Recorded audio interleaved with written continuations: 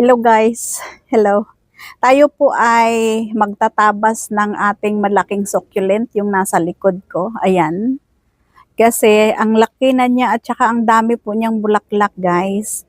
Ano natin yung camera, ilikod natin. Ayan. Ang laki na niya. So, kailangan ko itong tabasin kasi ang dami po niyang bagong sibol. Kaya kailangan natin silang putulin yung mga lalaking stem like this para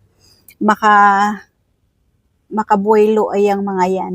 Yung bakit gusto ko siyang tabasin kasi pag may mga bulaklak na itong ganito, number one, nasisira po yung kanilang forma.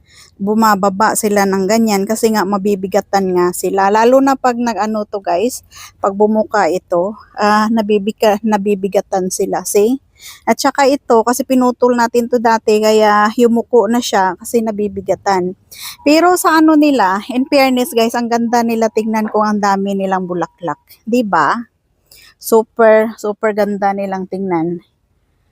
Ang ganda pa ng mga dahon, oh. See, ang lusog ng dahon nila guys kasi nilagyan ko to sila ng fertilizer before ako umalis. So, kaya sila siguro nagbulaklak. Kasi yung fertilizer na yon may kasamang pangbulaklak. So, number 2, kung bakit kailangan natin silang putulin, tsaka bakit ayaw natin silang mamulaklak. Dahil, pag nabulaklak po yung mga succulent ay inaano po sila. Pinipiste po sila, see?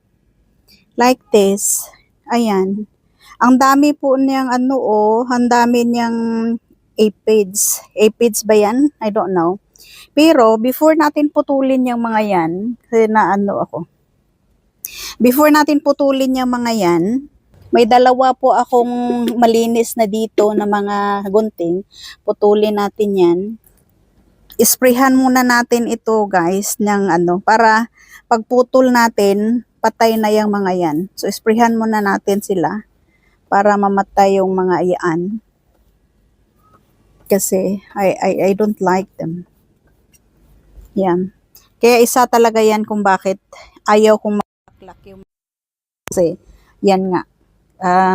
Inaatake sila ng aphids. Kasi ang aphids is, ang bulaklak ay nakaka-attract ng mga aphids. Parang ganyan. Ganda. So, say goodbye to this beautiful, beautiful blue stick succulent. Kasi, pag tatabasin ko sila. Pero, syempre, tutubo po yung mga bagong tubo dyan. Ito, hindi natin ito tatabasin kasi iiwanan natin yung mga yan. Ito lang mga malalaki. And, kung sino po ang gustong manghingi nito guys, libre lang po kayong pumunta dito at kunin ninyo. See, kasi ito mabubuhayan kasi yan.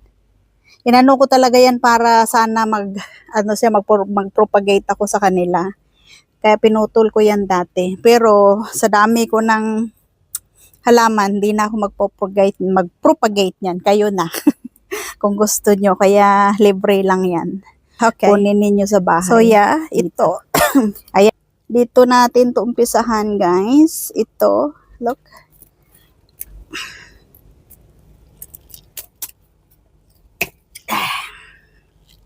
See? De.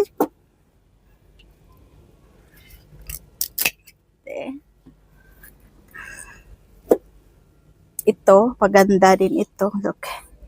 Matigas siya kasi na siya, matanda na. Ayan. Oops. Oops. How long did it take to grow? This is 4 years, anak. Oh. Already. But, look at that.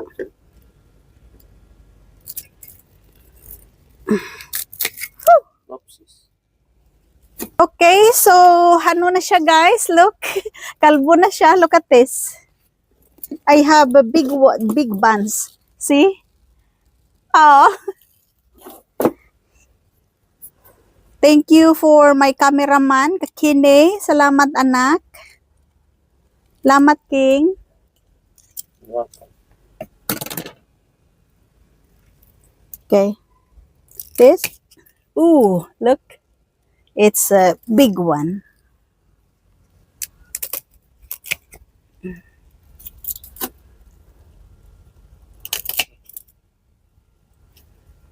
I'm not going to cut the. It's hard. It's the oldest one. Yeah. I think we're gonna leave this. Oops. This is good for propagation. Yeah, we're gonna leave some of them, the healthy one. We will cut the small one there. Okay. Alright. Thank you, King. Ayan na, guys. Ayan na yung ating natabas. Ang ganda nila. And yan, huhugasan lang yan, guys, at maging okay yan. So, kung sinong gusto nito, ayan, nandito lang po yan sa bahay. Madali pong maano ito, madali pong mabuhay ito. At saka hindi po siya maselan sa winter. Na ano po siya, nabubuhay po yan. Kaya siguro ito na lang yung ating iiwanan at yan, lalaki yan, guys. And ito, gagamutin natin ng cinnamon yan para hindi siya mapunggos. Ayan, so may cinnamon tayo. Ayan. Sa tulong po ng brush, lalagyan natin ng cinnamon yung sugat para hindi po sila mapunggos. Kasi, ang cinnamon po, guys, ay very healthy po sila sa sa mga plants, ng sugat ng plants kasi may antipungal po yan sila. And marami po silang benefits sa plants. Kaya hindi lang yan sila masarap sa pagkain itong cinnamon. Nakakatulong din ito sa ating mga halaman. So yan, hindi na yan siya mapupunggos, guys. Mapiprevent niya yung mapunggos siya kasi nilagyan na natin sila ng cinnamon. Ayan.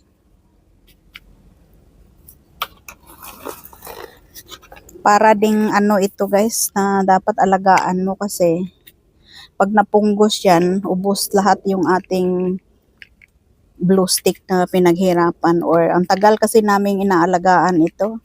At sa winter, alam nyo, kinukumutan ko pa ito sa winter para hindi siya mamatay. Kasi love ko sila. Ayan. Makakahinga na yung mga maliliit niyan, guys. Makikita ninyo yan, biglang laki na yan sila. At ito ding mga ito, makakahinga na din yung mga yan. Kahit may mga bulaklak sila, ayan, may pa. Kahit may mga bulaklak sila, okay lang yan. Kasi, konti na lang. So, makakasurvive yan sila. So, yan lang po. Kung gusto nyong manghingi niyan, let me know. Nandito lang yan sa bahay.